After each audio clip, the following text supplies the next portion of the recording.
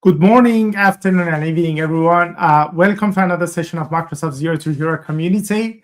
And thank you all for joining us and watching us later, potentially from different parts of the world. My name is Puya, Microsoft's Security MVP, MCT, and Community Leader in Microsoft Hero. Before having our great speaker on the call and bring to the stage, I would love actually to cover a couple of code of conducts of the community, and then definitely we're going to have Arnav on the call. So give me a sec, just bring my slides up. And so as the same as any other communities, Microsoft community, so please be friendly and respectful to everyone. Listen to different opinions and be kind and patient when you're asking your question, you are getting your answers from the questions. Don't forget to follow us on LinkedIn, YouTube, and Microsoft Tech community to receive latest news, updates about our community and upcoming sessions. Today, we are excited to have Arnav Sharma joining us to present on secure Azure services and workloads with Microsoft Defender. Arnav is a highly experienced cloud and cybersecurity professional with deep expertise across Azure, multi-cloud security, DevOps, and modern security operations. He has been recognized multiple times as a Microsoft MVP and is well known in the community for sharing practical, real-world insights. Please join me in welcoming Arnav Sharma. Arnav, thanks for joining us. How are you today? Yeah, I'm good. Thanks. How are you? Awesome. Thank you for joining us today and sharing your insight with the community. So without further delay, I would love actually go behind of the stage and leave the stage to you. I'll bring your slides up and let me know if you needed anything from my side. I'm behind of the stage. Good luck. Yeah, absolutely. Thanks a lot. So I'll kick in for today. So today we are going through Microsoft Defender for Cloud. It's a Microsoft Unified Cloud Native security platform then that spans across multiple like cloud providers, DevOps, and even protects your workload. So in this session, we'll start with what the Defender for Cloud is, how we enable it, what you can integrate with it, how do you protect the workload, how do you secure containers, storage, different capabilities, and we'll also look at AI because that's a hot topic. And lastly, we look at the regulatory compliance as well. So how you can achieve, let's say, PCI and any compliance using Defender for Cloud. Before that, my introduction, I'm a Microsoft MVP in security. I'm a Microsoft certified trainer. I write blogs on my website, arnav.au, and I've authored 2 books. One is Mastering Azure Security, which covers a lot of things apart from Defender. And the last one was 4 Pillars of Cyber Security. So that's pretty much from me. So to start with, the first section covers how Microsoft Defender for Cloud helps you manage and improve your security posture across cloud. We'll start with what the product is, how to enable it, how to connect your Azure and non-Azure resources. Then we'll move into core posture management capabilities like secure score, recommendation, risk analysis. So think of security posture management as your continuous feedback loop. So once you're in the cloud, the Defender or the posture management gives you continuous updates where you are, where your posture is, and where you should be down the line. To start with, what is Microsoft Defender for Cloud? So Defender for Cloud is a cloud-native application protection platform, or we call it CNAPP, C-N-A-P-P, that serves 3 distinct functions. One is DevOps for multi-pipeline or multi-cloud environment, then Cloud Security Posture Management, which is CSPM, which is used to look at the surface of the cloud and also look at the misconfiguration. And the last one is Cloud Workload Protection Platform, which is CWPP. It's used for runtime threat detection, like any threats are coming in or you have misconfiguration that can give you that can arise a threat within your environment. So the key architecture inside here is that these are the 3 pillars that work together. CSPM tells you what is misconfigured. CWPP detects the active threats. DevOps shifts security side into the CI/CD pipeline. So that's a holistic overview what the Defender for Cloud is. Moving on to the next one, which is how do you enable it? So we can enable it by using different ways. You can use scripts or you can use PowerShell, but here we'll keep it simple. What we can do is we can enable Defender for cloud full capabilities, EDR capabilities, advanced threat hunting, just-in-time VM. So we have lots of features. There is a common configuration gap in organization. They see Defender for cloud as a portal, like just a portal, and they don't do anything. They pretty much enable it. Look, it's nice figure showing a figure, but the hidden thing is that you need to enable paid plans so you get most out of Defender for cloud. So you need to enable all the subscriptions which you have in this example. So one of the subscriptions enabled, so that's all good, but you need to dive deeper and then enable the resource specific configuration as well, and that's paid. You get like 30 days for trial and testing, then you can see the environment is, and then you can pay later on after a month.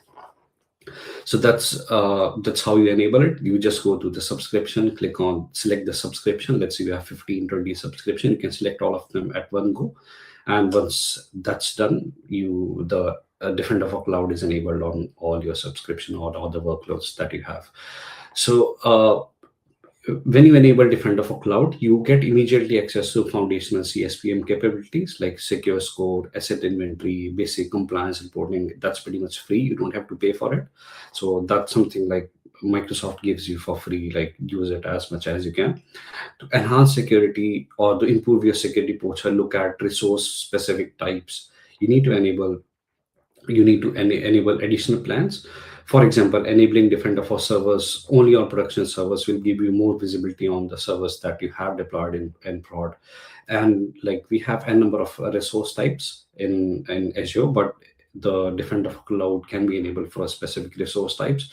The good part is, as spoke earlier, that we have a 30-day trial for all the components. You can use all the components as is, and then play around, see what works for you, what doesn't, where are the improvements. And after 30 days, if you like it, if you prefer it, then you can continue on and pay for the specific resources.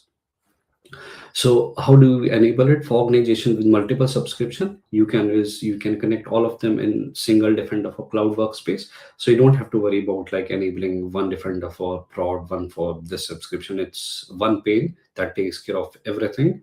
The three pillars here are DevSecOps, CSPM, and CWPP, as I told earlier, and they are not mutually exclusive. So you need to start with CSPM to understand what the security posture is we are setting right now. Then the layer CWPP comes in for the runtime protection. And let's say you're deploying your services through Bicep or Terraform, then DevSecOps come in, and that's all integrated in this portal itself. So next we look at enabling the services. So once you enable a subscription and onboard it to Defender for cloud, first thing is, this is the first screen that you see. On the top, you see Defender cloud security posture management, which is the free part. It can be enabled as is.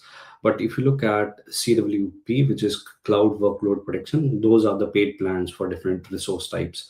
So in this example, we have enabled all of the plans, which is servers, app, database, storage, containers, keyword, resource manager, and APIs as well. So we have enabled everything, but it depends on your requirement, where you are, how much workload you have. So you can plug in, like you can enable it for specific resources and disable it for the other ones. During this session, we'll be looking at specifics for each and every resource type as well. And other bit is that once you enable the subscription, you will be able to see all the resources within Defender for cloud. So we have a specific inventory section for that. So let's say you onboarded your 15 subscription, you have 1500 resources. You will be able to see all the resources that are there in your environment. It will give you total number of resources, unhealthy resources, unmonitored resources, or unregistered subscription. Let's say you haven't registered your dev or test subscription. So it gives you an overall picture of where you are, how many resources you have, what are you managing, what you are not managing. The other bit is that once you enable it, let's say you have a virtual machine with some threats or proper misconfiguration, or maybe let's say simple as missing patches or unencrypted disk on the VMs. So when you click on the virtual machine, it will give you all the recommendation, and it is very easy enough to look at what the recommendation is. If you click on the description, it will take you to another page, and from there you should be able to figure out like how do you fix those virtual machines, what are the requirement, and what the current state is. So it's pretty much within one portal. You don't have to go back to the virtual machine and look at things. It's all in one place. So that is an overview on how do you onboard the virtual machines, what do you see when you have onboarded Defender for Cloud, and initial few screens, what you can expect. So the next thing is, since I told earlier as well that apart from Azure, you can monitor non-Azure resources as well. So those can be virtual machines in your AWS, could be in GCP, or it could be a Windows virtual machine in your on-prem. So different varieties, but you the good part is that you can manage all your resources through one pane. Like let's say you have virtual machines in your on-prem, so you can use Azure Arc to establish a connection, and then have everything within one pane. So you don't have to worry about like five different portals, like on-prem to go to this portal, GCP on the other side. So it's holistic. It's everything is within one portal, and then you have your overall security posture for all the virtual machines or all the resources that you have. So in this example, Azure Arc is a foundation for protecting non-Azure resources. It provides a consistent governance and management plane across on-prem, multi-cloud, and edge environments. The good part is that let's say you don't want to connect your AWS directly to Defender for Cloud or GCP as well. So you can use Azure Arc in that case. It helps you protect. But let's say you want to connect your AWS and GCP as well. So it has the additional capability as well. It's in case you want to connect all your environments or all multi-cloud environments back to Defender for Cloud. From a security architecture perspective, I would say Azure Arc is critical because it means that your non-Azure workload can benefit from same Defender for Cloud policy. So let's say you're going towards PCI DSS compliance. So you don't have to worry about like how will I ensure the compliance of my VMs in a different outside Azure, I would say. And once you deploy Arc, you can have everything in one place. You can deploy your Azure policy. You can monitor compliance. You can have extensions. So it's like everything is in one place using Azure Arc. So for connecting individual non-Azure virtual machines, you have two paths. One is using Azure Arc enabled servers using connected machine agents, or other option is using direct onboarding at the workplace level. So Arc, the Azure Arc enabled path gives you most capabilities, supports just-in-time VM access, adaptive application controls, full integration with Azure policy, because Azure policy will come into the place in case you are going towards compliance, or you are checking the resources, how compliant we are, and where do we want to achieve. For Linux VM, Azure Monitor Agents is deployed as a data collection root resource once the machine is Arc enabled. This is a modern replacement of legacy MMA agents and OMS agents that we had like a year or two back. So as I spoke earlier, first option is you just pretty much onboard through Azure Arc. The other option is you connect your AWS environment directly to Defender for Cloud. So when you log into Defender for Cloud, you will see these options on the top to connect AWS accounts, GCP environment. So once you click on that, you will have unified visibility to all your environments. And then once you connected, you will get AWS specific requirements as well. So let's say you have EC2 instances, you have S3 buckets, IAM posture, like different components within AWS. So everything gets connected back, and based on the resources that you have, your secure score will also change, because it's now monitoring everything and in and out for you for in AWS side as well. For enterprise AWS environments, you'll typically onboard the AWS or at organization level. So all the accounts or the future accounts that are there in your environment, or you would create potentially further down the line, or automatically connected back to Defender for Cloud. So it's one job that you need to do, pretty much connect the AWS org level, and new accounts, whole accounts gets connected back. So that's how we do it for AWS. So the second one is GCP. So GCP project onboarding follows a similar pattern to AWS. The connector integrates with GCP Security Command Center, and Defender for Cloud pull all the findings into Defender for Cloud portal. This means that security operations team can work from a single portal across Azure, AWS, GCP, rather than moving from Defender for Cloud to GCP's Command Center or another tool that you have. The GCP connector supports both project level as well as organization level onboarding. So, like similar, like we have subscription in Azure, and GCP we have project. So either you can onboard it on the project level. Let's say you just want you upload or connect your production specific project to back to Defender for Cloud. Or if not, if you want to monitor everything, then you can pretty much connect your organization that connects everything back. So any old accounts, new accounts connected back to Defender for Cloud. So that completes on how the capabilities are, what you can do. In this section, the next section, we look at how Defender for Cloud helps you to understand and improve your security posture through CSPM capabilities. This section covers CSPM tools like Secure Score as your posture metrics, recommendation based on the backlog, the Microsoft Cloud security benchmarks, what it is. We'll look into that as well. And also, we'll look at advanced tools like attack path analysis and cloud security posture. So to start with, cloud security posture, secure score is the first thing that you see on the screen. That's something, there is a number, I need to fix that number. So secure score is your primary posture metrics in Defender for Cloud. It gives you a result of all the security assessment through your environment in single percentage score.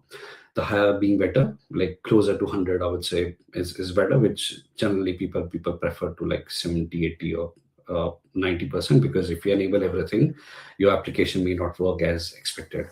The score is calculated based on recommendation. Each recommendation points have a value, and there are some recommendations which will have a high value and which will have a lower value. So it depends. So Microsoft has done that calculation in the background for you, and once you start looking at the recommendation, as soon as you fix it, the secure score will bump up. So you use secure score as a KPI in your security program. So let's say you are sitting at 36% right now. My KPI could be like getting it to 50% in next 3 months or 60%.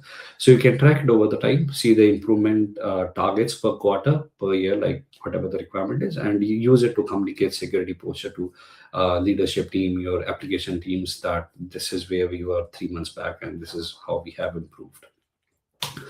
So using the same secure score, if you look at the recommendations, so it will have recommendations and the recommendation will have a number attached to it.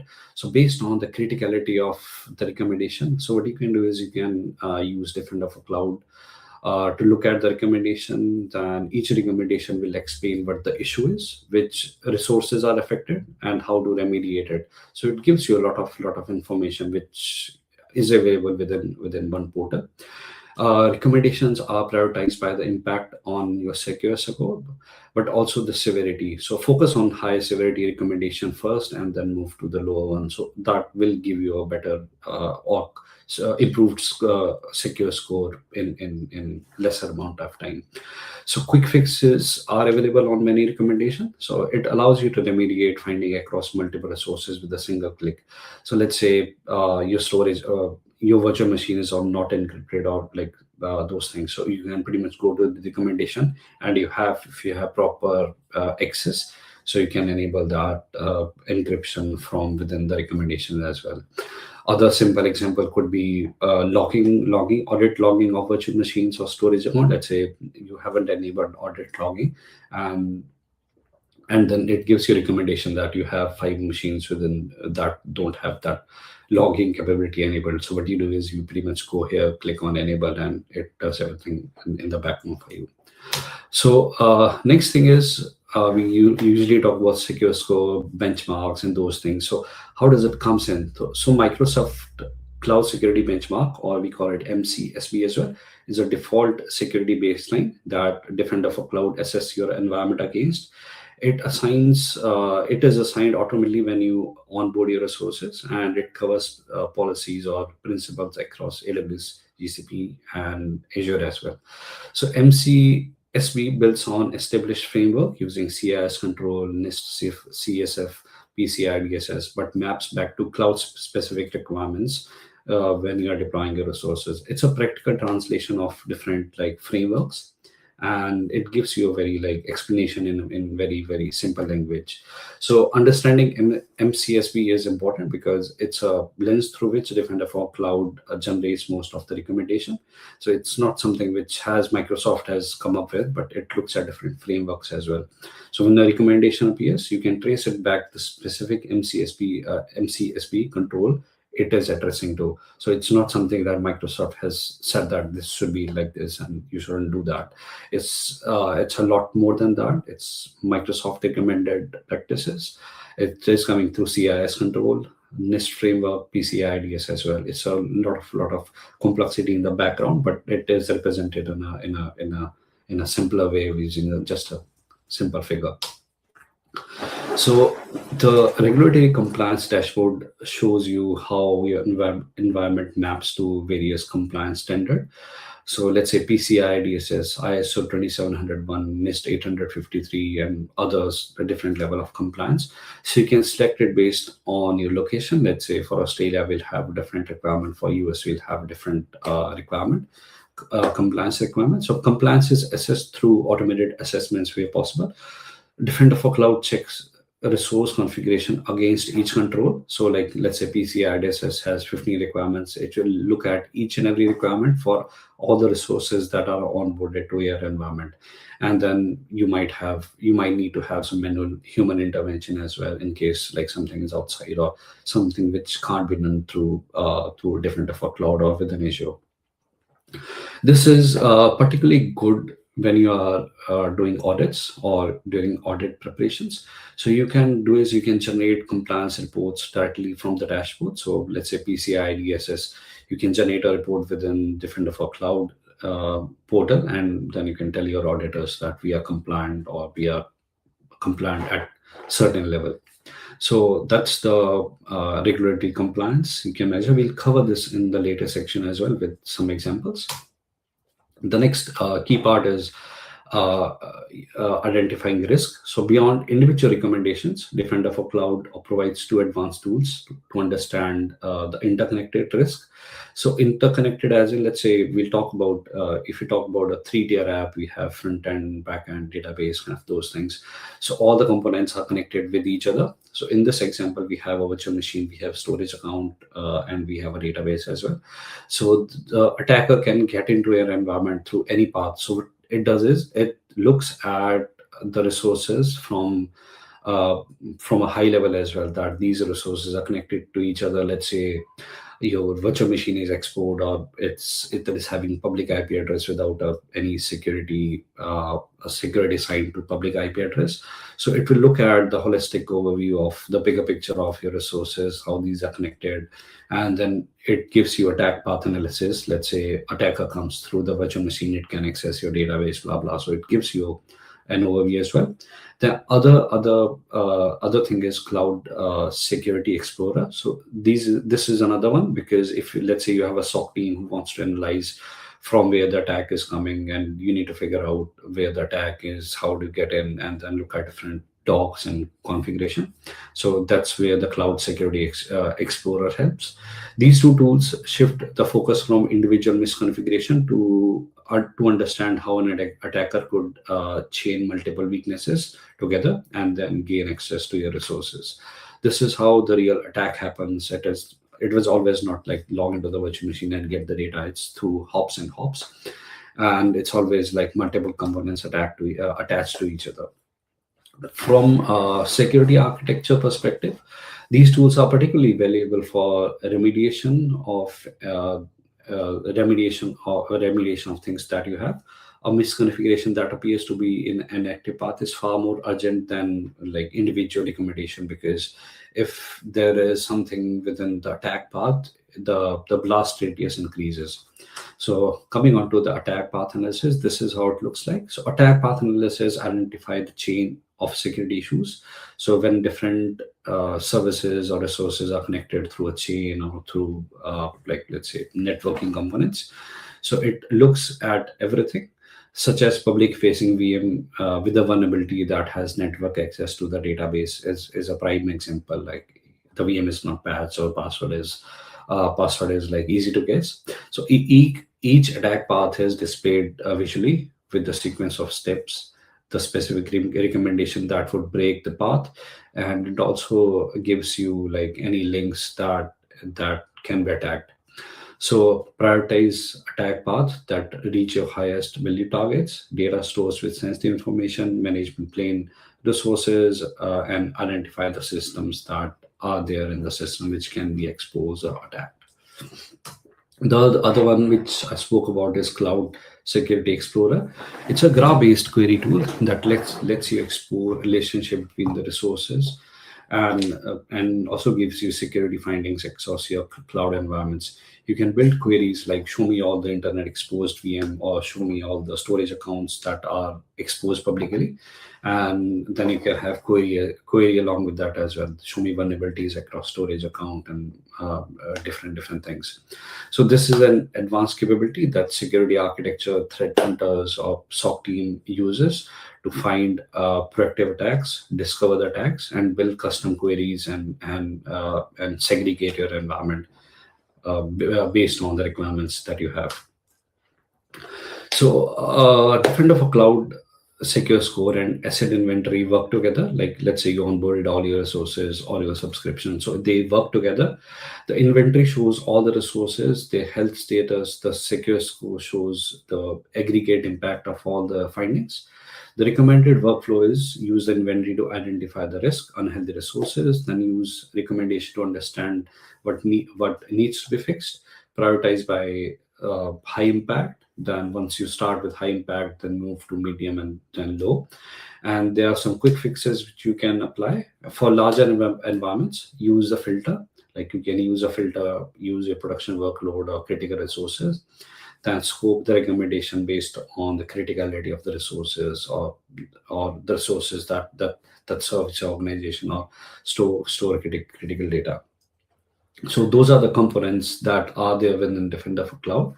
So the next one is we'll focus on operations security capabilities of Defender for Cloud, specifically how to configure protection for your cloud workloads across servers, database, storage, containers, and way more. So we'll also cover workload specific Defender plans. Like servers, we have two plans: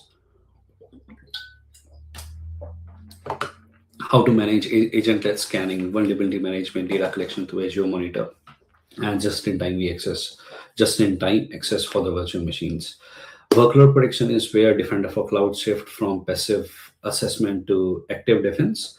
So detecting threats in real time, blocking attacks, providing a telemetry or data to your SOC analyst, threat hunters who needs to investigate an incident and what has happened or what went wrong. So we'll start with enable workload protection services in Defender for Cloud. So the first part on the top, it's free, like it is enabled by default. But if you want to have enhanced like workload protection, you need to activate individual Defender plans. Like here, the server is highlighted. Each plan protects a specific workload type: servers, database, storage, containers, app, AI, and whatnot. So Defender for Server is typically like first plan the organization enable, because VM are pretty much everywhere. So primary use cases like deploying application on VMs, kind of those things. So if you enable this plan, this covers Azure VMs, AWS EC2 instances, GCP compute instances, and also the Arc enabled on-prem servers. So by enabling this Defender for servers, you are protecting all the virtual machines that are present. So if you look at the right hand side, so it gives you a costing as well. So $15 per server per month. So irrespective of the location of the server is where the server is present, let alone be it in Azure or AWS GCP, it protects all your servers in whatever is connected back to Defender for Cloud. So Plan 2, this is also known as Plan 2. So Plan 2 adds agent-led scanning, which doesn't require any agents on the VM. For vulnerability assessment, software inventory, serious scanning, this is the best plan that you can choose. This is particularly valuable for environments where agent deployments is difficult, or you have a lot of servers that you can't manage. So it's pretty much agentless. The Defender for Servers integration with Defender XDR means that server level alerts are correlated with network identity and other signals, giving your SOC team a complete incident overview, or uh, a picture of the complete incident that has happened. So what it means is, let's say there is a breach, someone gets into the virtual machines through unknown source. So it will correlate everything. It will correlate your network identity and other signals, and you give your SOC team that this is what has happened. There was a start port in NFC, then there was an ID which didn't have like a strong password.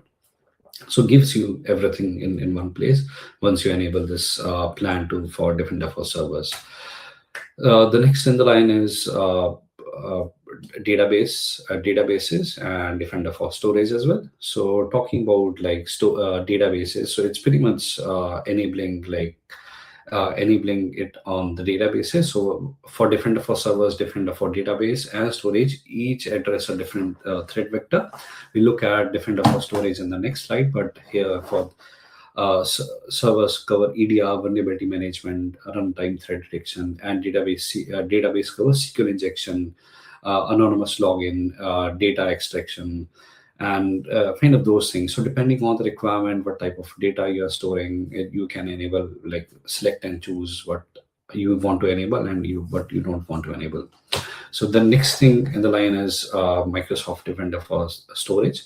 It protects Azure Blob Storage, Azure Files, Azure Data Storage from three main threat categories: malware uploads, data extraction, data corruption. It is agentless, so you don't have to install in anything. There's nothing to deploy on the storage account as well. So Defender for Cloud Storage analyzes your activity logs, use threat intelligence to check the access patterns. In case someone, let's say, is downloading 500 GB of data, so it will take care of that as well. It will send you alerts.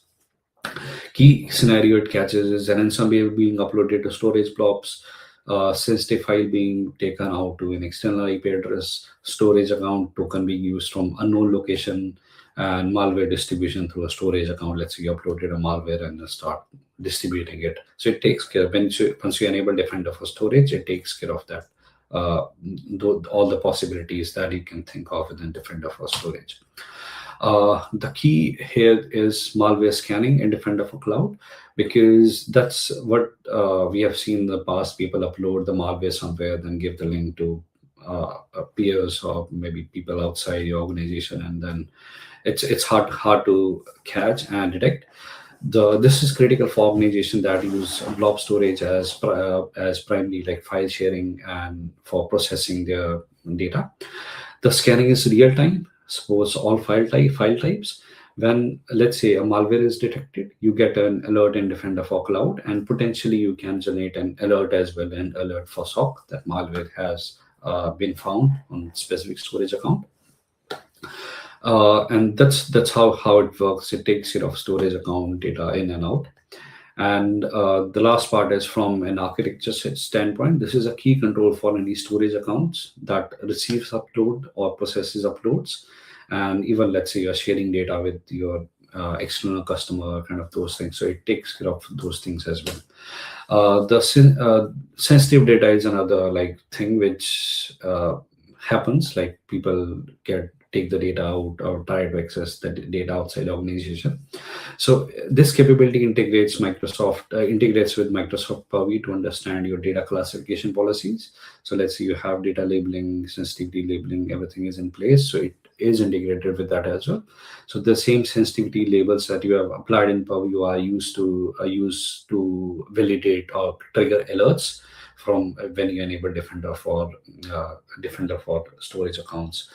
The practical effect is much lower false positive rate, better alerting, and then your SOC team can immediately understand the business impact of storage incident, and in case someone is trying to steal the data or take the data out. Other bit is, because people usually say that we have 1,500 storage accounts and how do we deal with that? in this scenario, we can use Azure policy. So for large organization with a lot of storage account, manually enabling different of storage in each account is not practical. You can't go select storage account and enable it 1500 times. So that's where the Azure policy comes in. So we have some default policies or different inbuilt policies that you can leverage. You can use different of storage at scale. You can then select that uh, apply different for storage protection to all the storage accounts that are present in specific subscription or perhaps a resource group. So combine this with Azure policy, you will have like easy deployments, auditing of your storage account. And it's important when you have a lot of storage accounts, and then you need to enable alerting, monitoring, kind of those things as well. So that covers your storage. The next one in the line is different of our servers.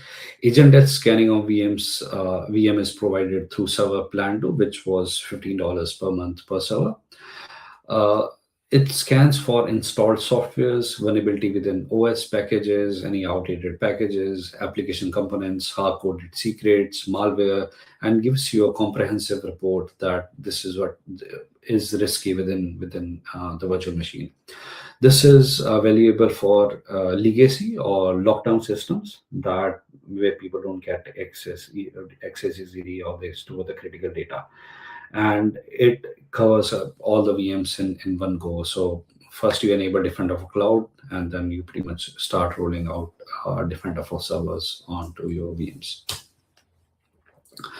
Other one is vulnerability management, because not everyone deploys all the patches at same time, or not everyone is secure. So Microsoft Defender Vulnerability Management, which is MDVM as well, provides a continuous vulnerability assessment of your VMs. It integrates directly back to Defender for Cloud recommendation. And let's say a patch is missing or VM is outdated, it gives a recommendation based as well. It goes beyond OS level as well. So it looks at vulnerability from the application side. Let's say you have .NET, or let's say a database on the VM. So it will look at or identify the outdated software, misconfiguration, any exploits, or anything that's should be there but is missing from a specific application side as well.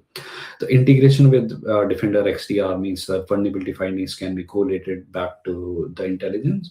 So similar, like I spoke with during storage as well. So you can correlate all the components that someone came through the VM, through this backdoor, through the broken credentials, or through a network security group. So it can be correlated back, and it helps teams to understand where the threat is coming from. Another benefit of enabling Planto is just-in-time VM access, because using just-in-time VM access, you can enable port 3389 and port 22 for a specific duration of time. So it works on with along with NHE rule management as well. So let's say you want to log into the VM, you enable just-in-time access for, let's say, 3 hours.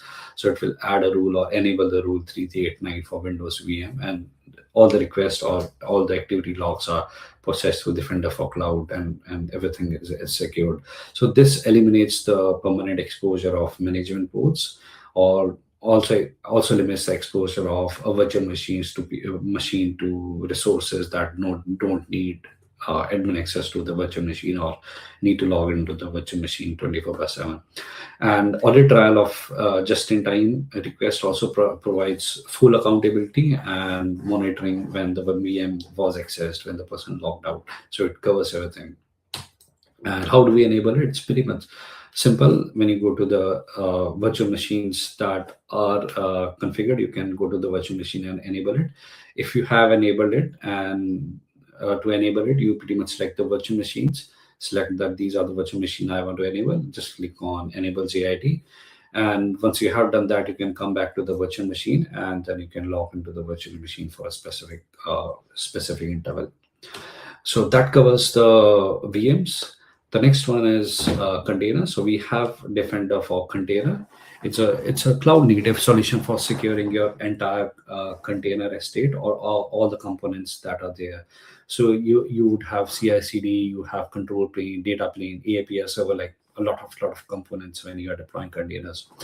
It operates across four domains: security posture management for clusters, vulnerability management or assessment for images, runtime threat protection, and deployment and monitoring of your container or Kubernetes services. They All the four components work with each other, so they take care of, let's say, your exposure, API exposure, take care of any vulnerabilities within the images, so and take care of any monitoring and logging as well. So Defender for Container supports both agent-less capabilities like scanning your images, cluster configuration, and agent-based as well for runtime protection through Defender deployed daemon agent set. So next one is, like, we'll look into the detail for that. So Kubernetes cluster face a different threat compared to traditional VM workloads. The control plane is highly high value target. So once you enter the control plane, you can pretty much play around with everything. So compromising your API server give access across the complete workload. So the key threat factors include over access given through RBAC configuration, unsecure API, server deployments, vulnerable container images, container running through privileged access, any data movement that can arise. So once you enable Defender for containers, so it takes care of like containers from end to end. A common attack type technique for Kubernetes environment follows a predictable pattern. So it's very standard how people will attack. So attack typically exploits vulnerability image to gain access, then abuse over premise service accounts, then move around literally, and then escalate privileges. So that's very like common technique how people exploit the clusters, Kubernetes cluster. The key technique to defend against here is that you need to scan your images and then take care of like any privileged service accounts that you have, any token abuse or any compromised workload that you have, any data that's being sent out. So Defender for Container takes care of everything in and out of your container, and it ensures that everything is secure by default. So that covers container. One of the thing I spoke earlier was DevOps security. So how do you integrate security in your CI/CD pipelines across Azure DevOps, GitLab, GitHub? So DevSecOps is all about shifting security left, finding and fixing vulnerabilities at the code site, not waiting for the VM to be deployed. You need to fix the code itself, and on the infrastructure level as well. So Defender for Cloud connects your secure code management through through your repos wherever your code is present. The goal is to reduce the time between a vulnerability being introduced, being detected, from month to maybe couple of hours or maybe few minutes when you're deploying the code. A simple example is, let's say there is a vulnerability, you are deploying resources through Terraform or Bicep, and the Defender for DevOps will take care of any vulnerabilities, any credentials, kind of those things within your deployments. So Defender for Cloud DevOps security provides a centralized view of your security posture across all the connected DevOps environment. It takes care of like code scanning, IIC analysis, container image scanning, and dependency vulnerability analysis as well. The integration supports Azure DevOps, GitLab, GitHub, covering all three more like common enterprise code management solutions that you have. The key capabilities here is IIC template scanning to catch misconfiguration before you even deploy resources, smart detection and prevention of credential leakage, dependency scanning for supply chain vulnerabilities, and even container image scanning as well within one window. And how do we connect it? We need some permissions. So if you want to connect DevOps environment to your Defender for Cloud, you need a subscription, contributor, or admin access. You need project collector admin access on the target GitHub organization, on Azure DevOps organization. For GitHub, you need organization owner. For GitLab, you need group owner on target group. So and then you need additional permission as well to fix it or like read the code.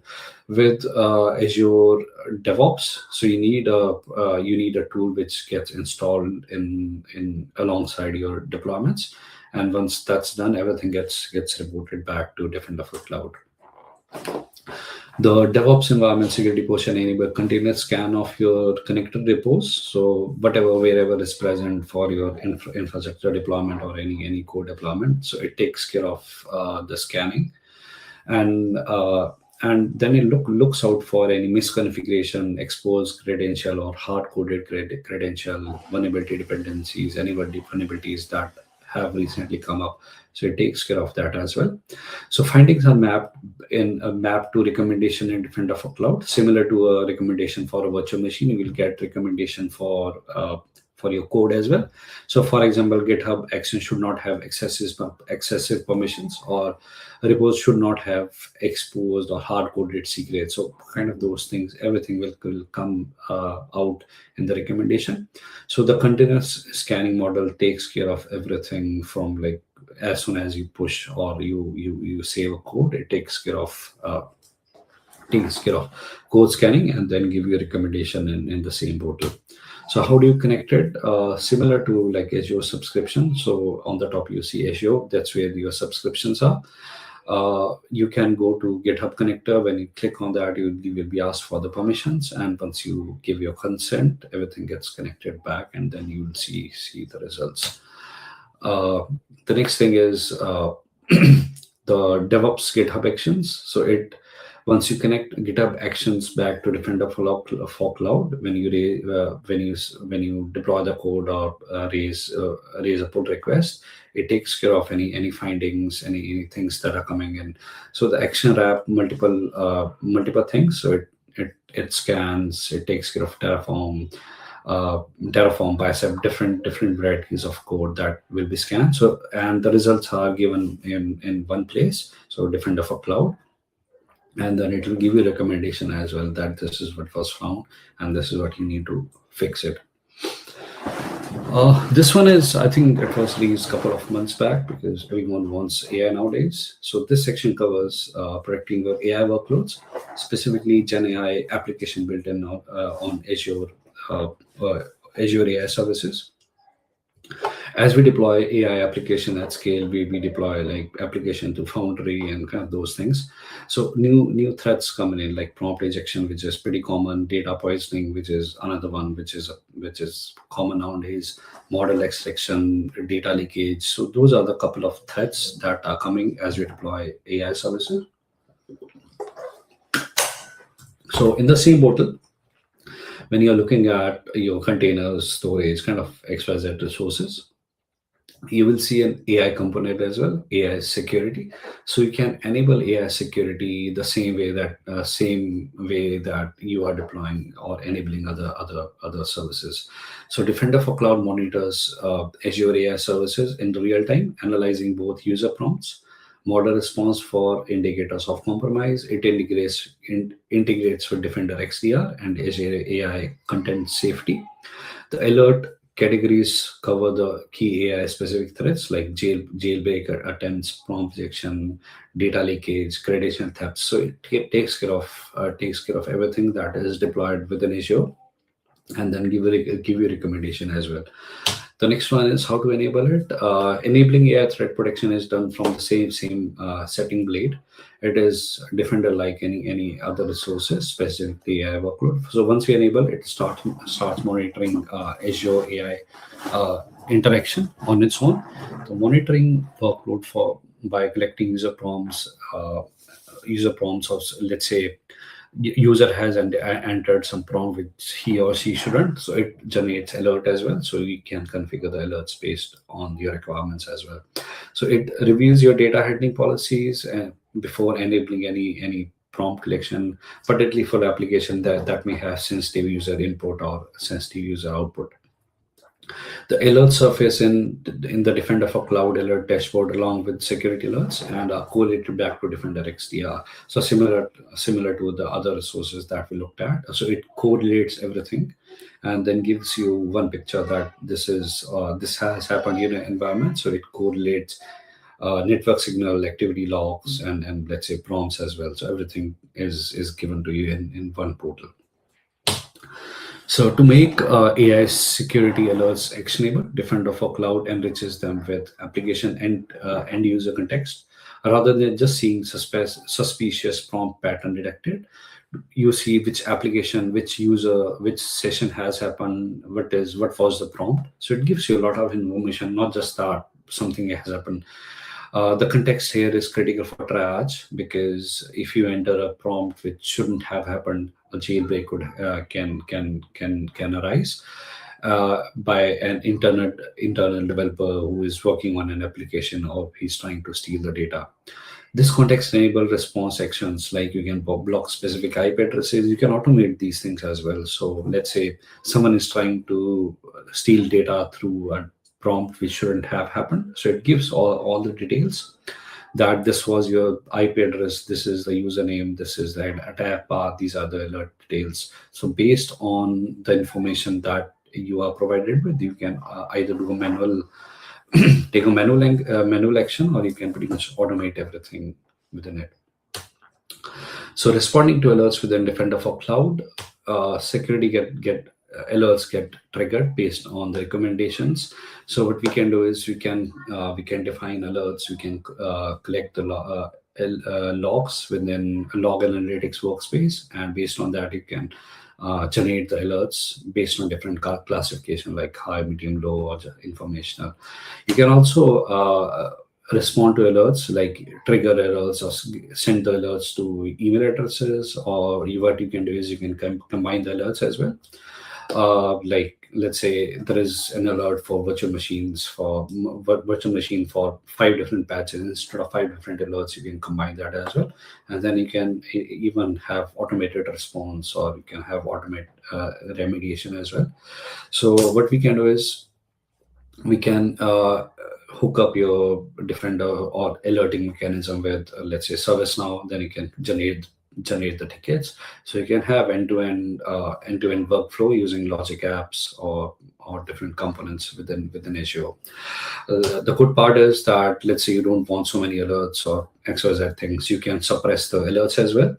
So based on your need, or like let's say you're getting bombarded with alerts for a virtual machine, which is in the change window, let's say, so you can suppress those alerts as well. So it gives you full flexibility.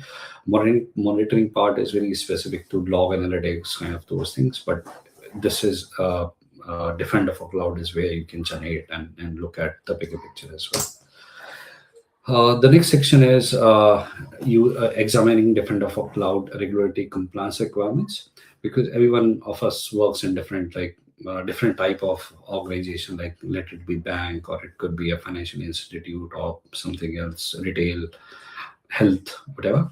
So regulatory compliance, what it does is it helps you to maintain a certain set of rules, policies, regulatory policies that are needed to achieve like the compliance level. So when you log into Defender for Cloud, you will see regulatory compliance on the left hand side, and it will give you lots of different regulatory compliance that you can select, deploy, and then have being assessed. So in this, it shows that the specific alert for NIST SP 853, that let's say the virtual machine is not encrypted. You can click on that, and then it will give a recommendation as well. Then you can have remediation within the policies as well. So it's pretty much Azure policy working in the background for you.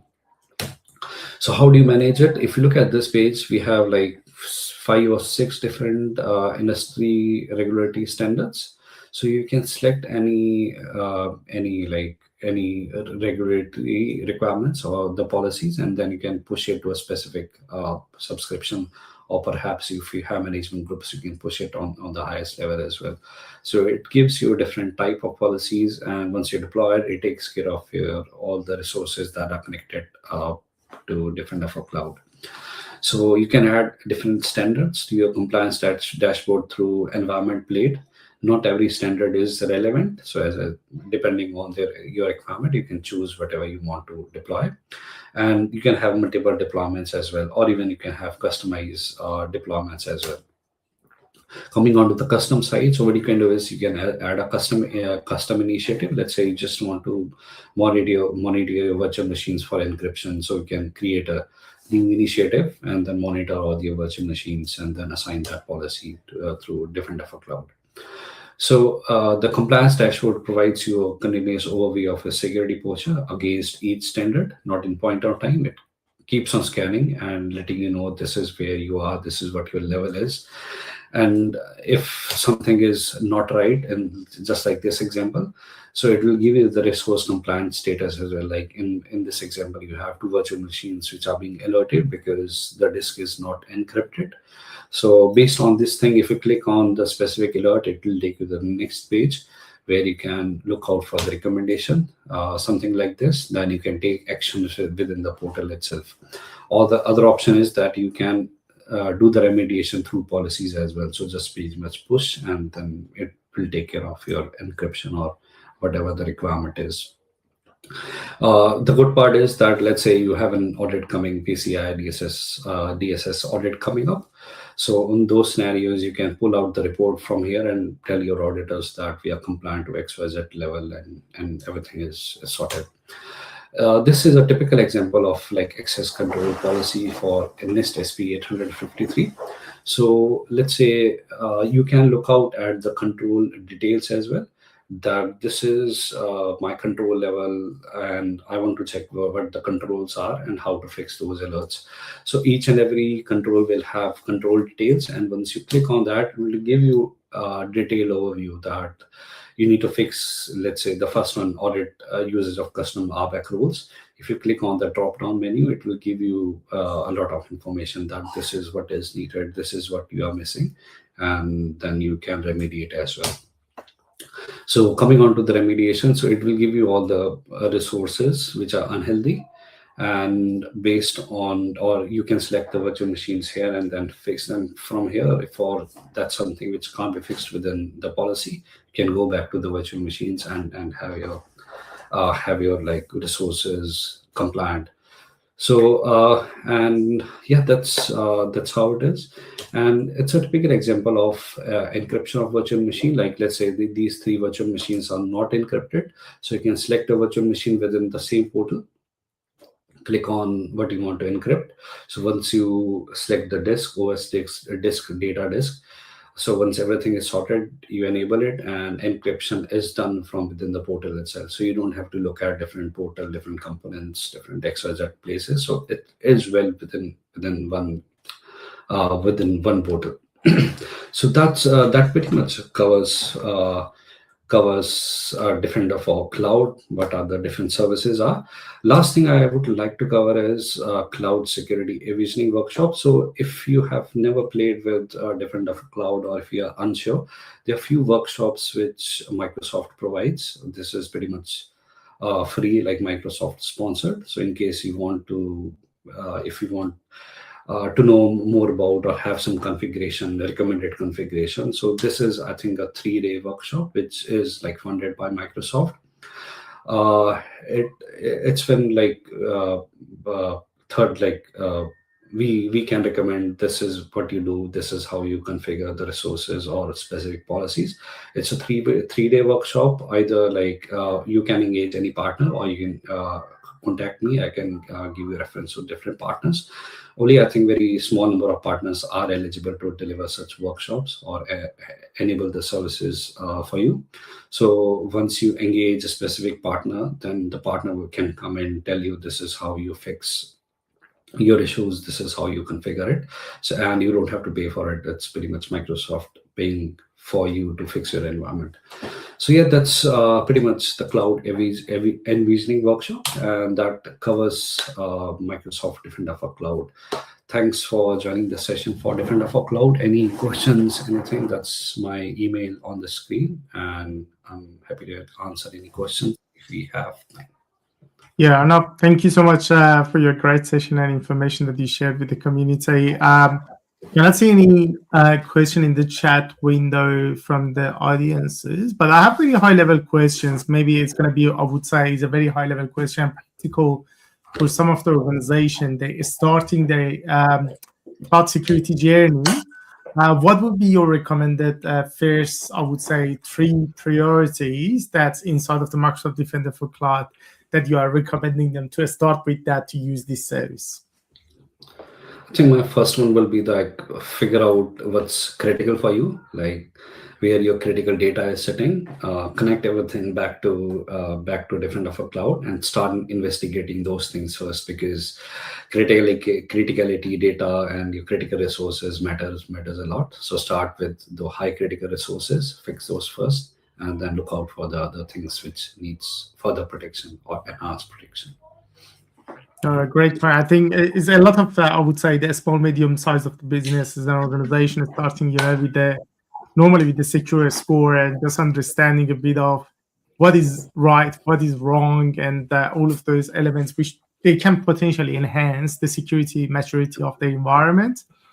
And of course, the Defender for Cloud is going to be a starting point for them and to understand, okay, what's the risk, especially if they have resources, as you mentioned, on Azure, on-premises, or any other hyperscalers like AWS, GCP. They can just bring it to the board and just have the visibility of those resources. Again, thank you so much for joining and allocating time to share your experience and insights with the community. Everyone, thank you for joining to this session. If you have any questions, feel free to reach out to Arnav or to reach out to the community that we have, and definitely we get those answers for you.